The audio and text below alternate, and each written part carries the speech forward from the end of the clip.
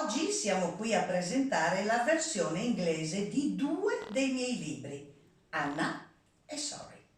Grazie alla traduzione di Livio Bagon e a Libeccio Edizioni, sugli store online di tutto il mondo si possono scaricare in versione ebook.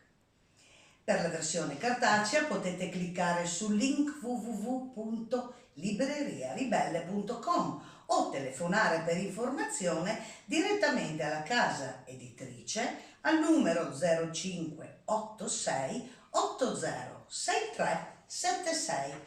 Translato, please. Good afternoon, everybody.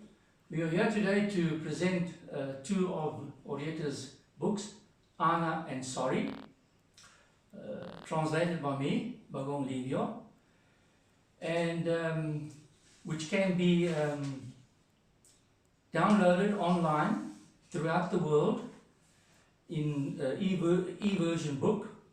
These books can be also bought in paperback, but if you want to, you can click on link libreriaribelle.com, or you can phone for information directly at the mother house at number 0586 806376. Thank you. Iniziamo dal libro Sorry, traduzione inglese del mio libro Scusa, un libro che mi ha dato tanta soddisfazione in lingua italiana, spero mi dia tanta gioia anche in lingua inglese. È un libro speciale che narra una storia d'amore tinta di giallo che ti incuriosirà fino alla fine. We start with the version Sorry, a translation in English, a book that has given her a lot of satisfaction in Italian language, and she hopes that this satisfaction will be translated to you people also in English language. It's a special book that narrates a true story of love, tainted with yellow, which will be very curious to you until the end. Ecco. Adesso Livio ci leggerà la presentazione del libro Sorry, Libeccio Edizioni, disegni all'interno di Daniele Cossar, scritto da me Orietta Bosch e tradotto proprio da Livio Bagon qui presente. Prego Livio. Now I will read the editorial presentation by care of the author Orietta Bosch. I promise to tell this story which, colored by yellow, leaves you in suspense until the end. I created this novel to leave a new message that one must have no regrets towards people who one cared for, who in the end turned out to be different to what they thought them to be. Let it be them to regret on how they have behaved. Enjoy loved, close ones as long as you have the possibility to do so, because afterwards life becomes cold like the marble of a tombstone. My message is addressed to all those who are still fortunate enough to have a warm-hearted chat with their family and for stupid trivialities and pride do not. My book also is aimed at those who still have a possibility to embrace, say a word of comfort, or to apologize with sincerity. Take advantage of this, because in the face of regrets there are no pity for those who remain, because every unspoken phrase becomes a boulder that never stops weighing upon your life. We have learned that respect is a direct byproduct that comes from humility to recognize one's mistakes. The important thing is to realize it in time. In this book I tell you the story of two friends, Marco and Chiara, who after all so much suffering found their sincerity against everything and everyone. They fought to win their love, and in peace became negativity and tormented with them, leaving them in solitude. Everyone they loved had distanced themselves when they announced their desire to live together. But only on that sad day, when they were not anymore, those who had betrayed them realized what they had done. Realizing that they could no longer redress their actions, the only thing they could do was to cry until their tears ran out, stricken with remorse. I write this book with the presumption that these situations should never happen to anyone, as I believe life is too short to live in unceremonious circumstances, because one lives better in peace. Peace, a word that has been pronounced since the beginning of time. We all seek it, but in the end nobody really wants it. It's ever so difficult to live with our fellow man in harmony, respect and freedom. I kid myself that each human being learns to be at peace with himself, accepting his limitations, his defects, hoping that this will no doubt help him discover harmony with this magnificent world that surrounds us. Above all, with one's family. Human beings have strengthened themselves through struggles and egotistical selfishness of conquest, and become bored in short periods of peace. I wish with all my heart and soul that in no family these unpleasant and unhurtful situations of arguing and fighting with one another should happen. That everyone, out of love and respect, leave their pride and vanity outside the door and learn to apologize. In the end, the only ones who really suffer will not be those who have been insulted, but those who have offended. I do not want to delve deeper into these unpleasant and unhurtful topics. I let you read the story in the hope that it makes you think and reflect. There was a man who many years ago spake of peace and love, but was crucified. Life is too short for you to wake up with regrets. The last time I saw my friends, protagonists of this book, just a few hours before a bad accident that took them away forever, I just retired and felt strange. I never thought I would experience a feeling of emptiness when my working days were over. My friends told me that I should be happy with it, that it's all over, and that I was crazy to the way I felt. But I had this strange sensation inside of me that something had detached itself. It was as though I had to elaborate a doleful event.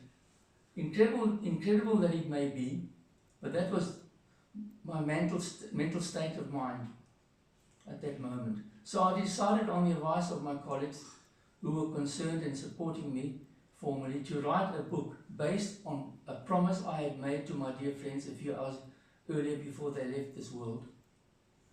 I decided to entitle the book Sorry. I committed myself to write this book, heart and soul, as I had to give myself time to start a new life after retiring with love and dedication as a nursing sister for 40 years. In that period of confusion, I felt uncomfortable and not at ease with myself.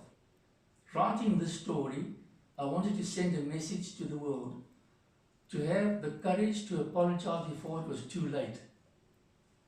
It gave me great pleasure to send this message because when I finished writing it, I learned how to manage and live my new life as a pensioner, as well as presenting my two friends their story to the world, as well as having also kept another promise. Orietta Bosch.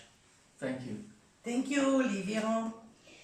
Però noi sappiamo che sugli store online trovate la versione inglese anche del libro Anna, una guerriera che ha fatto della disperazione la sua forza. La storia vera di una donna dal 1933 a oggi che ha lottato e alla fine ha vinto sui dolori che la vita le ha proposto. Anche per questo libro chi desidera il cartaceo deve cliccare sul link www.libreriaribelle.com o chiamare per informazione direttamente la casa editrice al numero 0586 806376 prefisso 0039 se si chiama Da Fuori Italia. And now we come to the second book, the story of Anna, a fighter who out of desperation became strong. The true story of a woman who was born in 1933 and who has fought to this day and won through her sufferings and pains that life presented to her. This book also, who anyone desires to download on link www.libreriaribelle.com. Libreriaribelle.com. Okay, libreriaribelle.com, or call for information directly to the Mother House, number 0586 806376. And the dialing code is 039 if you call out of Italy. Thank you very much. Grazie Livio, sei un po' emozionato, ma lo siamo tutti perché questi sono eventi particolari, tradurre i propri libri in inglese non è da poco. Adesso Livio ci leggerà la presentazione del libro Anna, Libeccio Edizioni, scritto da me, Orietta Bosch, con la collaborazione di Anna Maria Andrian, qui presente, e tradotto sempre da Livio Bagoni. Now I'm going to read to you the presentation of the book Anna, written by Orietta Bosch, in collaboration with Anna Maria Andrian, which is her mother-in-law, and translated by me, Bagom Livio. Thank you. Leggi Livio. When you have lived a life of hardship and eventually have won, all that is left to rest in peace with yourself and the world. You don't battle anymore. It doesn't seem to be true. You just hope that peace and tranquility will last the end of your days. There are memories, the profound and courageous ones, that at times can erase your smile. But one knows that a smile has always helped you overcome battles that life has presented on your path. Women very often smile to protect themselves, not to be pitied by the outside world, to be overwhelmed by pain and not have to give explanations. They smile at life, at their dreams, even if they are broken. They smile because they never lose hope, despite everything. They smile to live, not to forget what they have learned in the course of their lives. That is, seeing things differently, often viewing reality as it is. They smile because the suffering they have endured in the end has been a lesson of life. Nothing opens one's eyes like time and suffered experiences that hurt you when you remember them, but they make you grow, reflect and change. The important thing is to never lower your head in the face of pain, to never demean oneself towards anyone, but at least try and fight to achieve the goals you have set for yourself. On the 10th of May 1933, one of the most time-lying dates in history of European culture, a few months after taking power, the Nazi political party of Adolf Hitler organized a systematic burning of books, emptying libraries of the main universities of precious information in various German cities. Undoubtedly the largest planned act of arson in contemporary history. An inexplicable disaster. Burning books symbolizes burning man and his history. Burning our past prevents us from understanding the present and future, taking away the possibility of planning for the future. Anna was born on the 20th of May 1933 in Aquileia, Udine, in the northeastern Friulian region of Italy, on the border with the Slovenian, near the sea.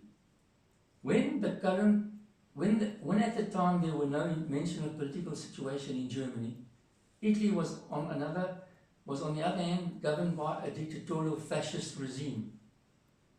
To defeat the horror of burning of books that took place that year after her birth, Anna, a passionate reader, asked me today to write the story of her life, a book that tells 3 generations of lived history of an Italy represented by poverty, of people struggling to survive until today, a time that she had that she defines as the final well-being. Anna hopes that the new generation will be able to maintain this well-being of peace, so as not to dishonor those who have died in vain for freedom. People forget, especially young people, who have not lived through this period of history. I decided to write this story because I have a soft spot for people who have hidden scars behind a smile, who are constantly healthy carriers of positivity. I am convinced that one is not strong who has never fallen, but one who after falling gets up and starts all over again. The negativity is so strong that it gives you the strength to resume breathing, not to die. Anna conserves with love her memories, learned from her defeats, believing that the journey of life she undertook was the reason why she is still alive today. I saw in the wrinkles of her face beauty, magic, and a great willpower that teaches one to live. I saw a warrior who, when life had no color, colored life. Anna, a real woman of other times, where the first rule was respect, in which to this day she continues to uphold. A woman who has learned not to lean on others in the face of difficulties and miseries, who learned to create the strength on her own, who dreamt of enchanted gardens with the strength of her arms, always managed to shape her present, despite the fact that it was not what she had dreamt or desired. In 1933, my mother was also born, another strong woman who taught me to pursue my dreams and to achieve my goals. She told me that the beauty of women is that they always somehow react and stand up again. It does not matter if they cling to others or to themselves, but they restart with all the strength they have, even in hidden behind an apparent fragility.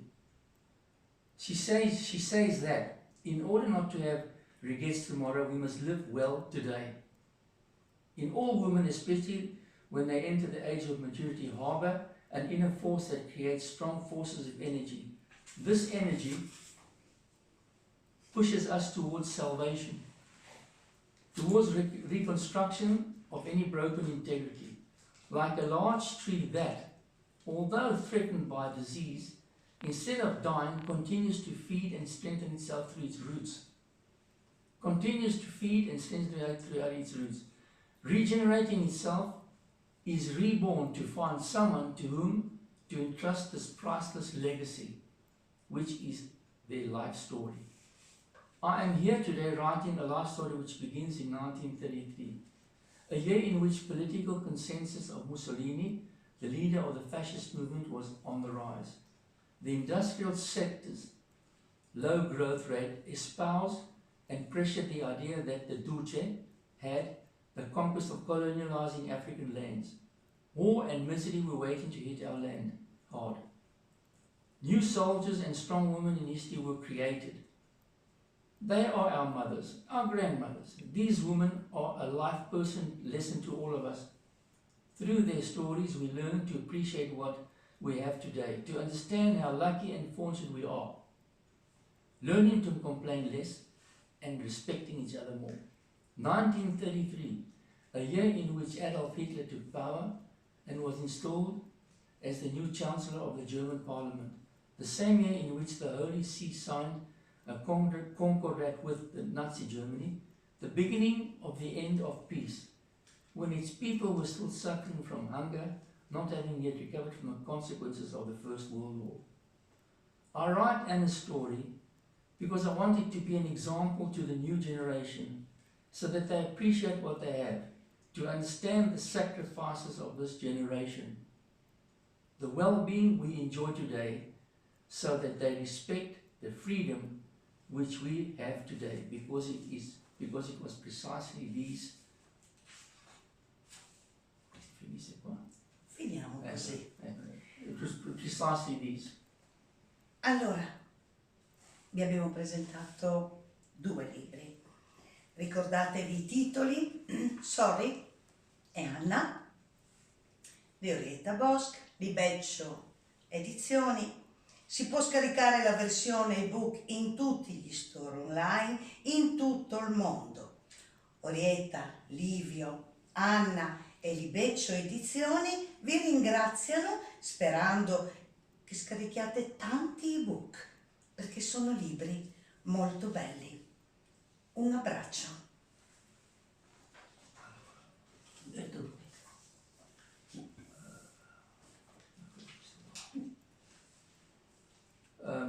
Today we presented the two books written by Orietta Bosch, one in conjunction with her mother-in-law, which can be downloaded through ebooks, and she hopes that you have lots of joy and learn from what she has written in these two books, because these books basically are novels of a different kind, or true stories of real life that really happened. Thank you. Bye bye. Grazie.